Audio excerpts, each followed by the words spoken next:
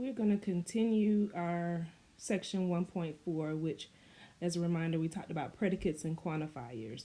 And if you recall, a predicate is when we use a statement, for instance, P of X, to represent a full value of X's where U is our universe and X is an element in our U. Okay? And then we talked about, so we can make more English statements, we talked about quantifiers. And so a quantifier are quantifiers that we discussed are a universal quantifier, which is the for all X. And then we have our existential quantifier, which is there exists an X. So picking up where we left off in class, we're going to return to the Socrates example that we first looked at the very beginning of this section. We said we didn't have enough information to say that all men are mortal. Socrates is a man, and I think the conclusion is Socrates is mortal. So now we're going to introduce some new predicate functions. And so we don't have to just have a variable here. We can actually do man of X, which in this case denotes X is a man. And then mortal of X will represent that X is mortal. So now we want to use quantifiers to actually, quantify these statements. And so if we want to say that all men are mortal, then for all X man of X, that means everyone that is in our universe is going to be all people. If for all X man of X, that means that all X are man, okay, X is a man, then X is mortal, okay? The next premise that we're going to say is man of Socrates. And so we can now, Socrates is in the universe, so since Socrates is in my universe, then man of Socrates, of course, would mean this statement here, Socrates is a man.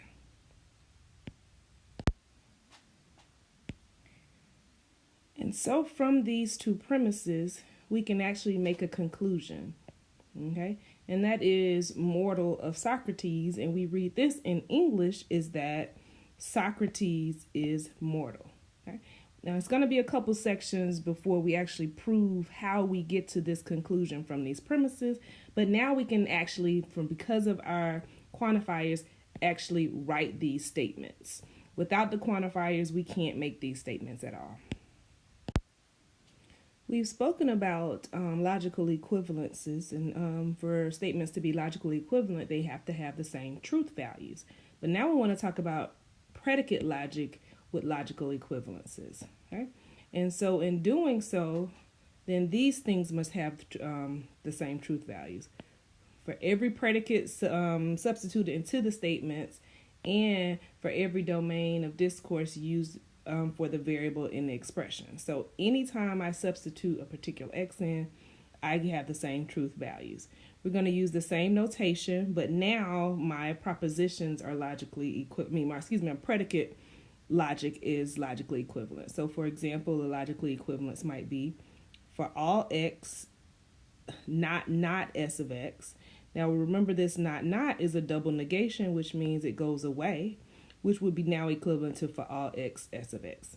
And so this means that they have the same truth values, or equivalently saying the same expression. So now let's think about our quantifiers as a conjunction or disjunction. So imagine that we have a finite set of things in our universe. So our universe has elements 1, 2, and 3. So if we say for all X P of X, what are we saying? That everything in our universe for all X, that's my 1, 2, and 3, okay, that everything must be true. So that's the same thing as for P of 1 and P of 2 and P of 3. Okay, so for all X P of X, for it to be the case that it's true, everything must be true. Okay. Likewise, if we do the existential quantifier, there exists a P of X, that means at least one of these must be true. So in our conjunction or disjunction, this would be P of 1 or P of 2 or P of 3. So all could be true, but at least one must be true for their existence. And this can go on. So this is just the case with 3 things in our universe, but our universe could actually be infinite. And if we have an infinite universe, then we would continue on until we get ... dots in between here into our P of n, or I guess it would not be a P of n because we won't have anything, a last term in our universe. Likewise here for our ORs. Now we want to negate a quantified expression. So if we go back to our example for all x, j of x, where j of x was a student has taken a course in Java, okay, and x is a student in this class, then if we say for all x, j of x, every student in your class has taken a course in Java. To negate this sentence, what we're saying is it is not the case that every student in your class is taking Java. So what we're doing is we're negating the full statement here, okay? And so what else does this mean? So it is not the case that for all x, j of x, it is not the case that every student has taken a course in Java, okay? We can also say, what does that really mean in English? Let's think about that. If it's not the case that every student in class has taken Java, then there is a student in your class who has not taken Java. So what's another way we could say that? Then we could say there exists an x. Okay, so there is a student in the class that has not taken Java. So since these are 2 different ways we can express this statement, we can say that these 2 statements are logically equivalent. Okay, let's consider the example here for the existential case. There exists a j of x. So we have there exists j of x, which of course our j of x, the student has taken a Java. X again is someone in this class. So this is saying there exists a student in the class who has not taken a course in Java.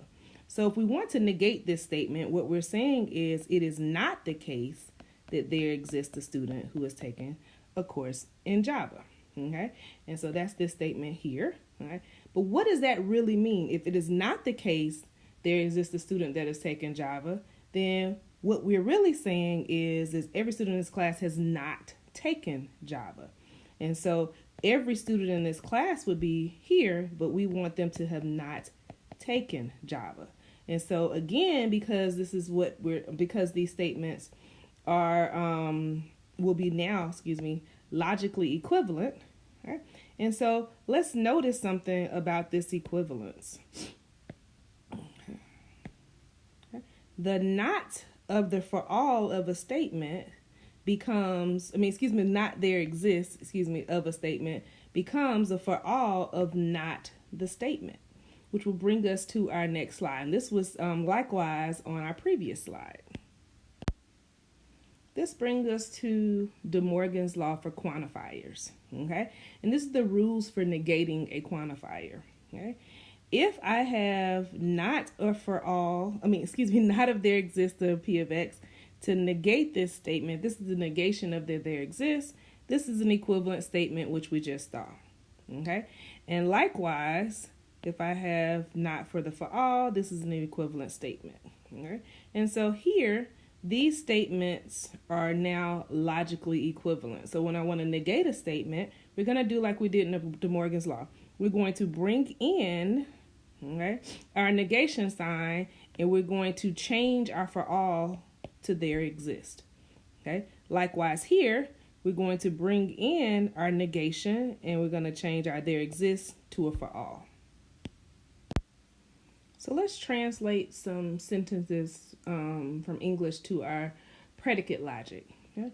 Some students in this class have visited Mexico. So keep in mind, anytime we're doing a statement, it's not going to be unique. It's based on how we choose our universe, okay, and how we denote our predicates. So in this case, let's let M of X denote X has visited Mexico, and S of X denotes S is a student in this class. And universe is now going to be all people. So if we say some student in this class has visited Mexico, okay, then we know the sum says there exists, okay.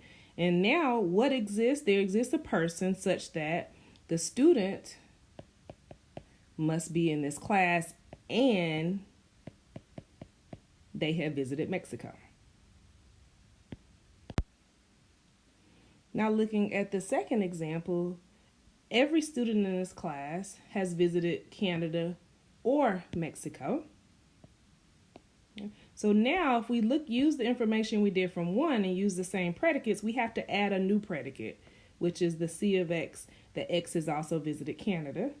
Didn't know this was on the screen, but here it is. So we now have that for all X, since we're doing every student, but we're saying, every person, if they are a student in this class, then they've either visited Mexico or Canada.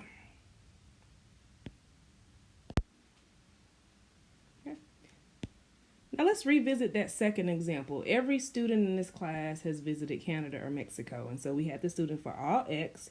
If S is a student and X is a student in this class, then they've visited Canada or Mexico. Now, if we have a lot of different places that they visited, or we have a lot of different things we want to make in the statement, we might want to choose to do a different type of predicate, which is called a two-place predicate. And a two-place predicate might be V of X, Y, and this represents X has visited country Y. So in this case, if I say V of X, Mexico, that means that X has visited Mexico, because X has visited country Y, or V of X, Y, Canada, but X has visited Canada. Okay, and so this has the same meaning as if I'm putting these two individually, which are here. Okay, and so we could replace them with that in our answer. Okay? So what we've been doing so far is what we call one variable predicate. These are our one variable predicates. And unless we really need to simplify something, we're going to stick with the one variable predicates. Okay, but we will see some examples, which I would like for you guys to now go through this example on your own, and this the solution is here, but this is using the two-place predicates, right? And so when you're looking at these two-place predicates, you just want to make sure when you're reading your predicates that you are clear on what is in your universe and what you are trying to say. So I would like for you to independently work through this example here. For our last few slides, we're going to use this information that's given here. It's just a little fun with some translating, okay? And so let's translate some different statements. What I would like for you to do, I think, is 1, 2, 3, 4, 5, 6 slides that have different things to do with our universe, which are our flegals, snurs, and thingamabobs, okay? F of X represents X as a flegal, S of X represents X as a snur, and T of X represents X as a thingamabob. So if I'm saying everything is a flegal, I want you to stop and pause and try to go through these statements. Of course, you see your solutions here, but we'll talk about them now. Okay? So the first statement is everything is a flegal. Okay? And so since my universe are just flegals, snurs, and thingamabobs, what we're saying is that flegals, snurs, and thingamabobs are all flegals. So how would we say this? For all X, F of X. Okay. Now, we want to make the statement that, don't want that there.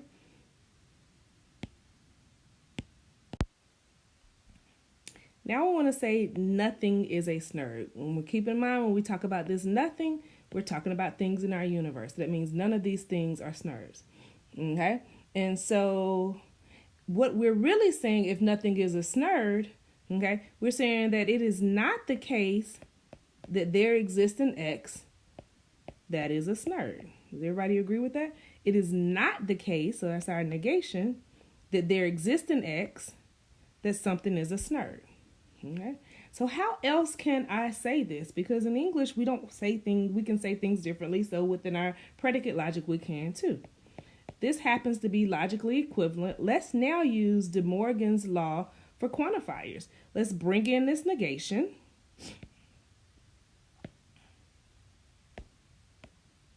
Okay, and we will change this to a for all. So when I do that, I'll now have for all X, it is not the case that X is a snurd. So these two statements are now logically equivalent. It is not the case that there exists an X that S is a snurd, which is logically equivalent to for all X, nothing is a snurd. So it is not a snurd. Okay. So this in English, nothing is a snurd. Okay. So these are equivalent statements.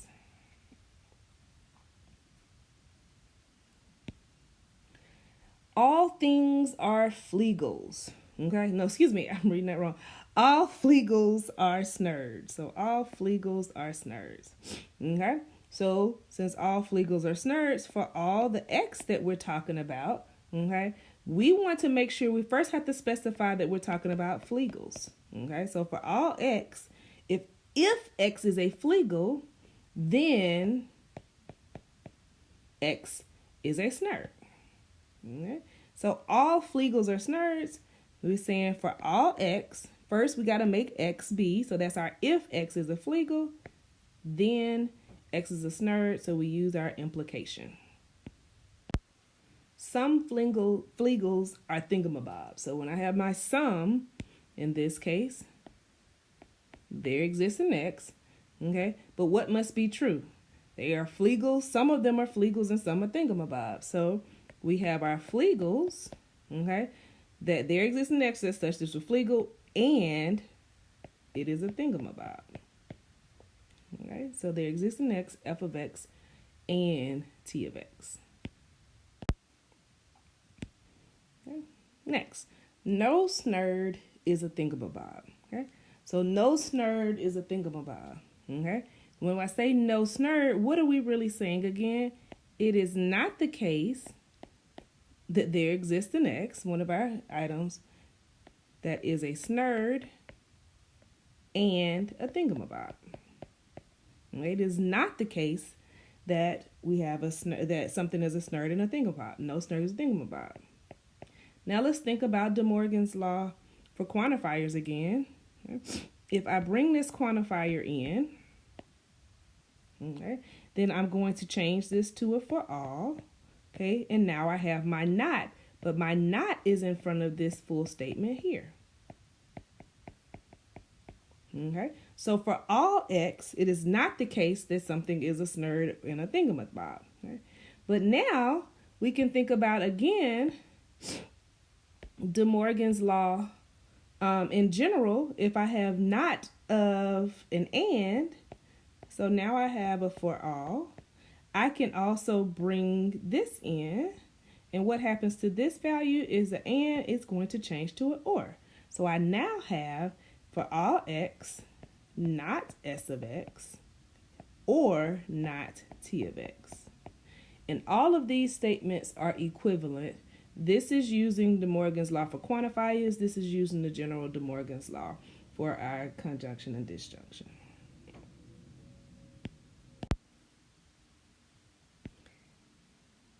Lastly, if any Flegel is a snurd, then it is also a thingamabob. So when I hear my if then, I know I'm going to have an implication. Okay, but since I'm talking about Flegels, snurds, and thingamabobs, I have to quantify them in some way. Okay, so for all X, okay, now I have my if. We got to say if something is a Flegel, if a Flegel is a snurd. Okay, so that means you must be a Flegel. And, excuse me, you must be a snurd. Sorry, let me erase that. Okay, so if this is true, then you are also a thingamabob. Okay, so this is the statement, the solution for if any Flegel is a snurd, then it is also a thingamabob. So for all X, for everything in my universe, okay, if the Flegel is a snurd, that means you're a Flegel and a snurd, okay, then you are also a thingamabob.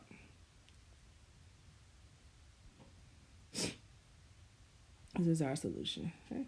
Now, lastly, this is the last slide. I would like for you to go through this example here independently on your own and figure out what these statements would be.